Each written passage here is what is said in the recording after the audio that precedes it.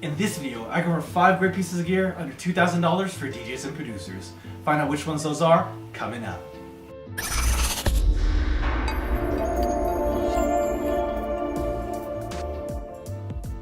Thank you for watching PDot TV, where you'll find tips, tricks, and tutorials for DJs and music performers. Now let's get into the video. So the first piece of gear we have is the Pioneer DDJ SZ2. Now this is their big honking mother of all Serato DJ controllers. This has basically a full-size 12-inch mixer that mirrors the DJ MS9 Nexus in the middle, smack dab between two media player type jog wheels and play pause button and pad situations on the side. You get that full length pitch fader as well as that full size jog wheel, although this one's capacitive, unlike the actual CDJs where they're mechanical and it feels like a button, so there's a little difference there. But basically the majority of this controller really mirrors the full club standard setup you'd find in most clubs. So if you're looking to get used to that setup and you're a Serato DJ and you have a little bit of bread to break, this is probably the best all-in-one solution you can buy on the market today.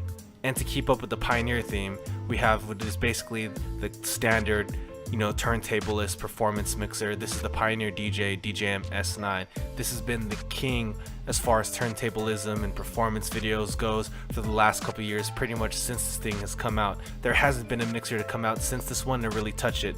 Now the Rain 72 on the way seems like it could be a contender. We aren't really sure yet, especially with Rain going to Newmark, and there's some questions there as far as support and quality. But for now, the Pioneer DJ S9 is the king, and it's the king for a reason. This thing has basically almost a perfect layout, has a nice clean fader section. The performance pads are pretty much the right size, not too big, not too small, and in the perfect position right between the fader section and the EQ section. And the EQ section is laid out really well. The controls are spaced out nicely. One of my problems with the Rain 62 and the Rain 61 and that whole line that I never really got comfortable with was that the EQ section felt really cramped. But with this one, even though it has a similar kind of layout to the Rain 62, this one just feels a lot better spaced, and I can get a grip on which knob I'm turning without accidentally turning something else. So bravo to Pioneer on that one. Also, the sound card on this sounds amazing. You get a really punchy, really crisp sound out of this, which is a lot better than the old last generation of Pioneer DJ mixers, like the actual Nexus one, the DJ MS9. That one, the sound card was kind of iffy, but this one sounds great compared to this. So put all those things together, you get a great package for a 2-channel battle mixer. And switching gears a little bit, this is the Deadened DJ VL12 Prime turntable. This is their Prime series turntable. It's almost $900, so a pair of these is probably about as expensive as buying one CDJ, and it's for a good reason though.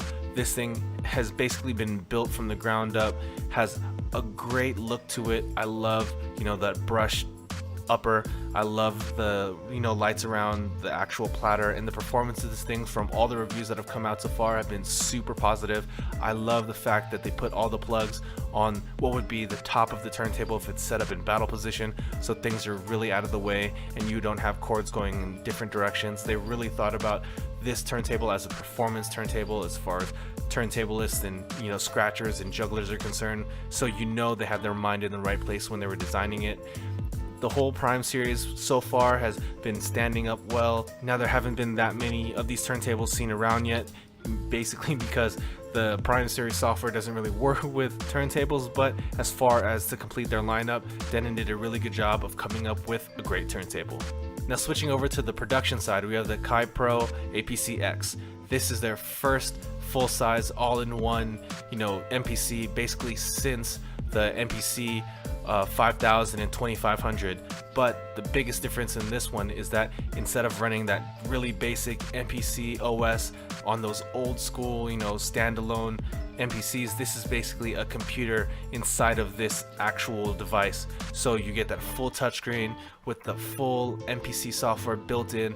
So instead of having to take your laptop with you with your MPC controller like the previous Renaissance, with which this kind of mirrors and mimics as far as layout is concerned, everything you need is all in just this actual instrument. So you don't need to drag around your laptop anymore. If you're a really diehard MPC fan, the days are back to just bringing your MPC and plugging in the turntable and sampling and getting your creativity on. Now this is the more expensive of the two new standalones, but this one has so many more features compared to the MPC Live that released alongside this one. If you're really invested in the MPC, ecosystem as far as software and hardware goes, and you want the top of the line, you want the piece that's gonna, have the most capability going forward, this is the one to get, the MPCX.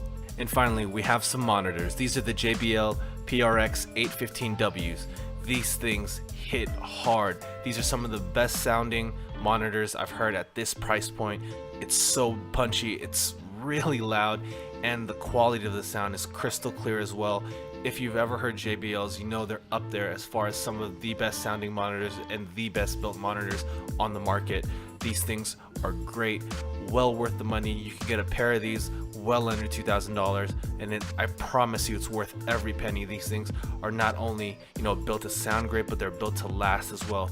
At one of the venues that I DJ at frequently, there's a pair of these that are sitting outside in the Vegas heat and in the Vegas cold and in the Vegas rain, and night in and night out, week in and week out, these things are still hitting, as these things are still sounding great and still working perfectly. So if you want a monitor that's not only gonna sound great but last you a long time, definitely check out these JBLs. So that's a look at 5 great pieces of gear under $2,000 for DJs and producers. If you're interested in purchasing any of those, links can be found down below in the description. And as always, if you found this video useful, please go ahead and give it a thumbs up. And if you haven't already, go ahead and click right here to subscribe to this channel. Or if you'd like to watch more content, go ahead and click on that video right there. And thank you for watching PDot TV, where you'll find tips, tricks, and tutorials for DJs and music performers. See you next time.